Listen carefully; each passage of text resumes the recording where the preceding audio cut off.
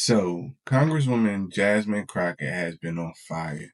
And I didn't know she had so many haters. I seen them in the comments on the video I did.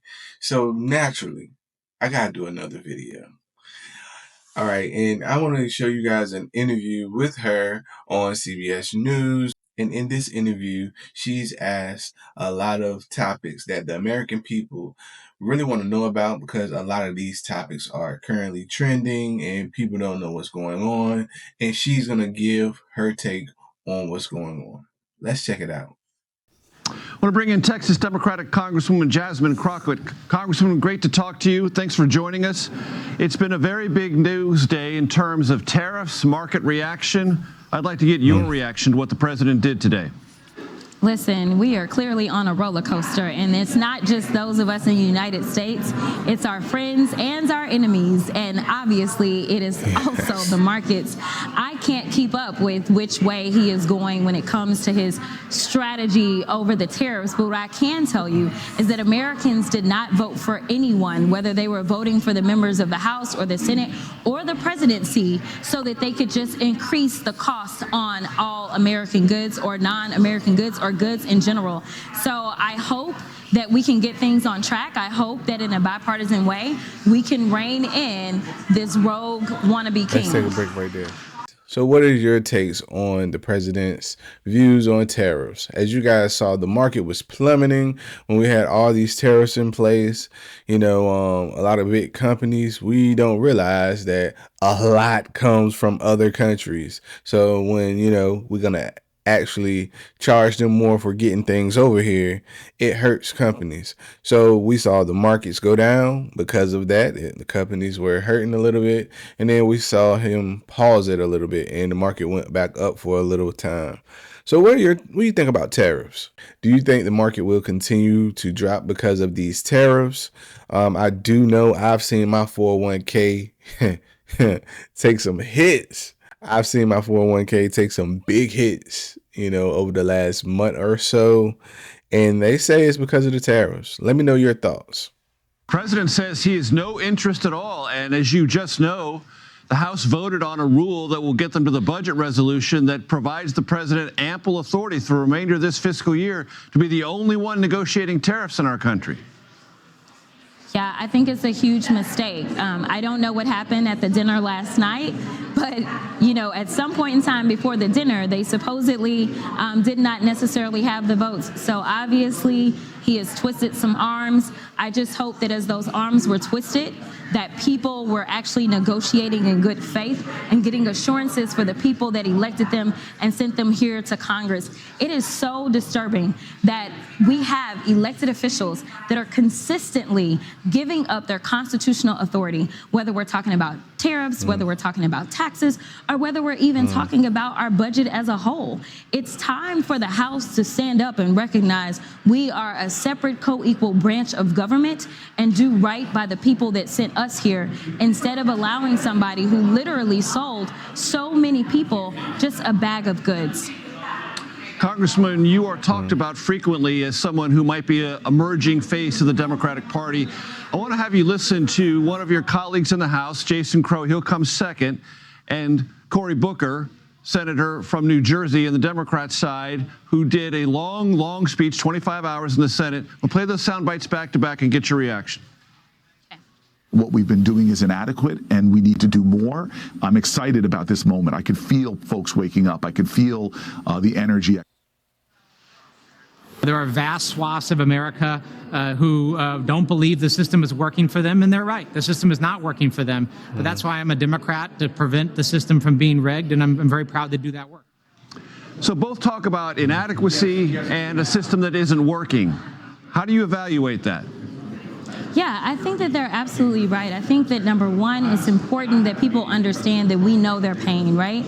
I traveled this country obviously advocating to make sure that Kamala Harris would become the next president of the United States. And as I traveled, I heard from so many people that just felt like government was broken. And so here it was, we kept talking about how we were going to make things better and that we were going to do things better. But most people said the system is already failed. I mean, so why are we going to try to fix something that we know has never worked for us. And so I think that that is why they were curious about this guy who decided he wanted to take a sledgehammer to everything in our systems. I think that people are waking up and saying, well, wait a minute now, you can't get rid of the entire foundation. We at least need a foundation so that we can have something to build upon. But I think that it is important that people know that we are listening and we hear that they are in pain, and we are going to do more than just be the opposition, but we are also going to give them something that they can bank on. We are going to give them the policies and a system that will start to be reflective of all people. Okay, so Jay Crockett is talking about something that I spoke about in one of my last episodes. One of the reasons that people believe and still believe in our current president is because they feel like the system doesn't work.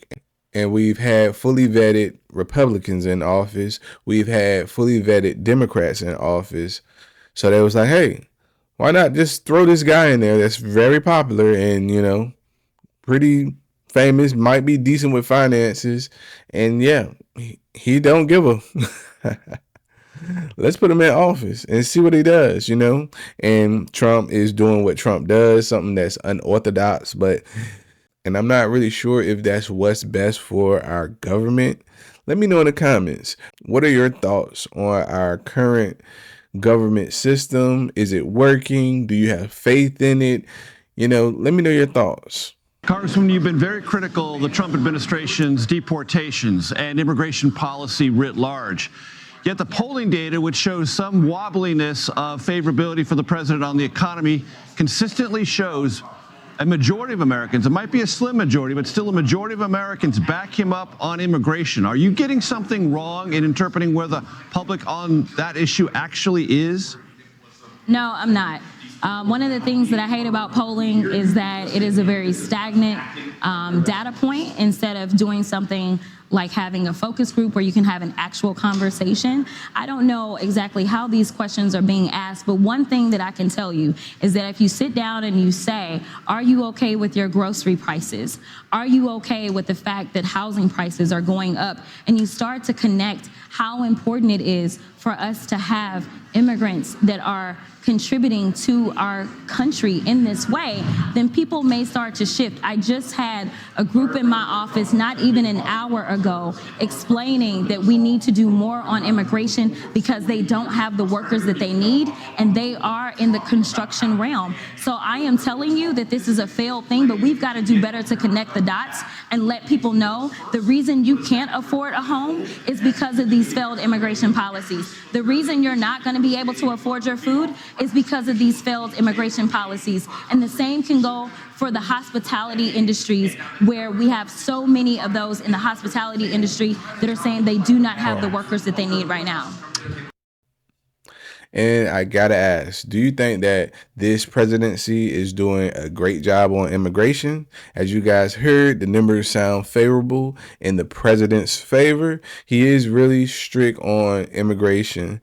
So do you think that's a good thing or bad thing? Congresswoman, as you well know, the Trump administration has ordered throughout the federal government restrictions or a complete banning of anything dealing with diversity, equity, inclusion. It's also using the power of the federal government with major universities and funding on things related to diversity, equity, inclusion. I know you oppose that. Why, and what do you think the dangers therein are? Yeah, I mean, as far as I'm concerned, this is a workaround for getting around the Civil Rights Act. They are packaging it up in a very different way.